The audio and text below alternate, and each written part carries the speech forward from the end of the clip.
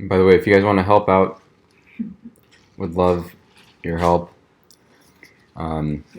Just wanted to mention that. But anyway, something about mindfulness that I realized, like like I was watching improv comedy and watching people do these improvised skits. Like they say all these clever things and things like that. And I mean, I enjoy it and I fantasize about wanting to be able to do that. And I realized a lot of why I suck at that or I can't do that is because my mind strays from the moment like all the time, and it like latches onto something and it goes down that rabbit hole, latches onto something else. And you're worrying about something and you're thinking about something. And then the rest of the conversation, the discussion's like moving this way, but I got caught up on something and I'm stuck in this rabbit hole and going down this long thread.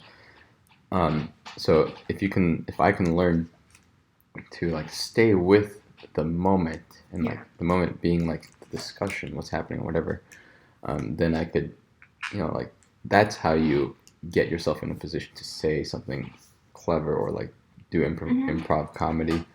But it's also like similar to mindfulness. It's like about staying in the moment. That's exactly what it is, yeah.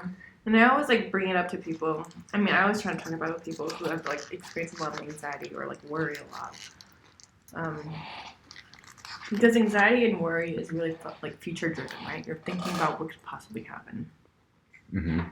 So if you can avoid that, and you're instead thinking about like what is currently happening and how to like be more present and in the moment. Yeah, I mean, I think a lot about my anxiety is like I'm trying to optimize for. I'm trying to use the past, what just happened, to teach myself to not do that in the future. And a lot of times it's like these small optimizations, like again, I should have said this word instead of that. Right. But it's a marginal benefit, like to learn to do that better. Right, and if anything, you might be like holding yourself back a little bit by constantly thinking about. Yeah, wasting a lot of time and energy thinking about that.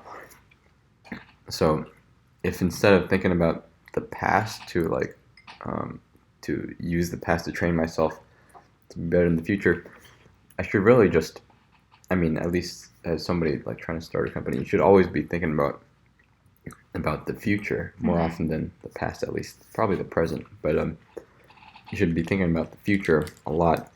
So I realize like when I do think about the future, it's like the opposite of anxiety. Anxiety is most of the time, I mean, there's anxiety about the future too, I bet. I see what you're saying. You get anxiety because you're like evaluating your past. Yeah, and the past you can never change. You can't like like the wall of time is like constantly creeping forward. Right. Like you can't like push it back and then go. And so the thing about mindfulness something. I really like is that it's supposed to be totally non-judgmental. Like you're not judging yourself for anything that you have done or will do.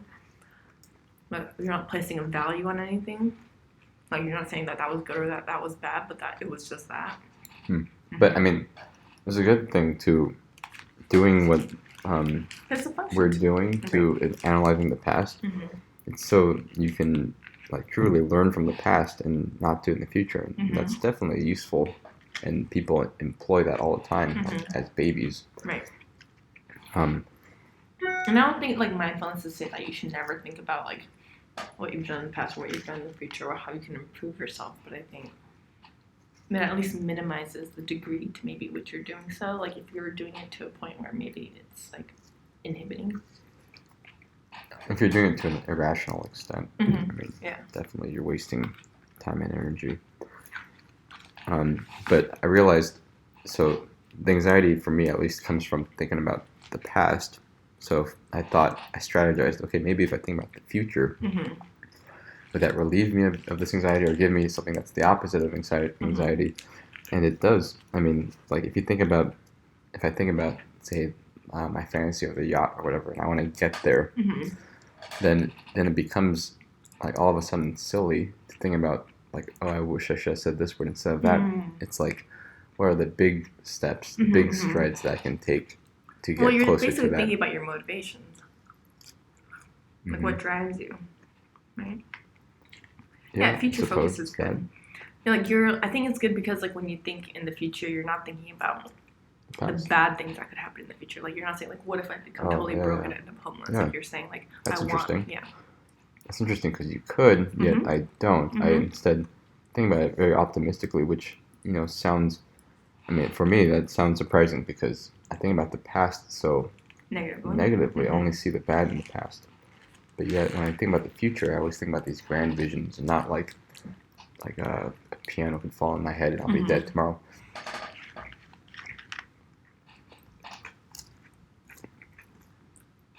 Oh, that's interesting.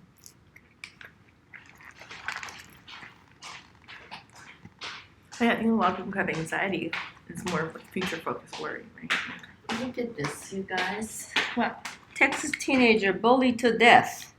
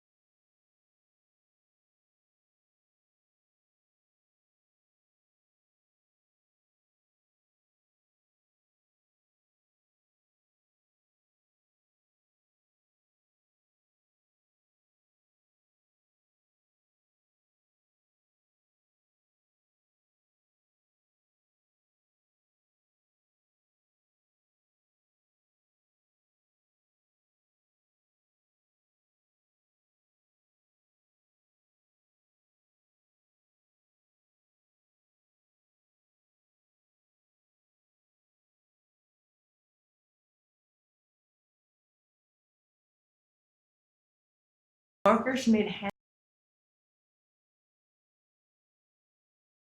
Ever had. I have no idea. Wow. Dark She's chocolate being- filled with caramel. That sounds kind of boring. Your dad can have that. Dark chocolate with a crunchy hazelnut and raspberry filling decorated with sugar sprinkles. The descriptions are so good too. I'm gonna have this one. Yum. The pistachio one? Yes. Okay, hide this. Hide this from your dad. Where is he?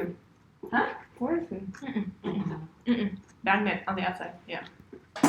Oh, gosh, even the boxes is probably expensive. Where's Max? Can you see them? Okay, he's on his couch. Hello. Max is so funny. Sometimes I have to go soon. I have to go to yoga at 7. Where? Here? At You 7. have to go back to San Jose? Yeah. Of course. I have things to do, Mom. Oh my god. Can't be say hello. It's so pouring rain. So? This guy retweeted my Craigslist ad. It's really weird. This guy that has like Whoa, a lot of followers. 9,000 followers. This is my Craigslist ad. Well, that's so Somebody weird. emailed me What was his saying he found me through this. So I posted it in Palo Alto near Stanford. Your Craigslist ad had been Wait, who's that guy who retweeted? retweeted it? The guy, I have no idea. I think he's just like a Regular dude? no. I think he's like a what do you call it? Anyway, a zealot for like this language that I posted the ad about, Elixir.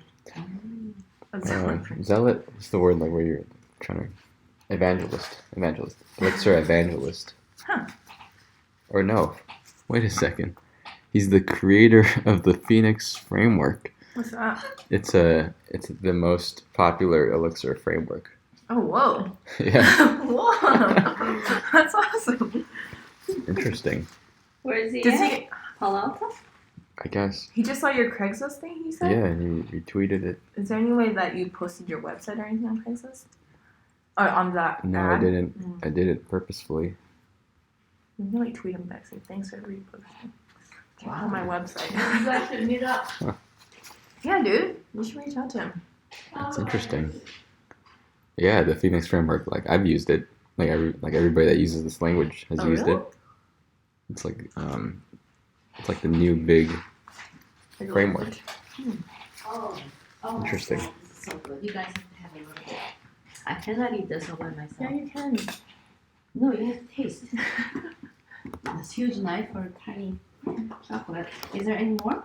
That's it. So you have to taste it. Never had something like this. You can taste the pistachio. It is so good. Good.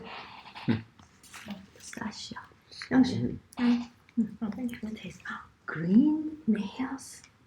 I'll give a piece for you there. Let's taste.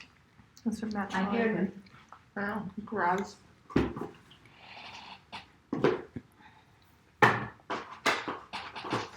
So what did you also did you know? I mean, did you decide when you're going? Mm-hmm. What days are you gonna be gone? Like 21st or 22nd. 21st to when? Or the 22nd through probably like the 1st. Okay. All right, guys. We're not gonna have time during the holidays to meet We'll meet up afterwards. because we're gonna be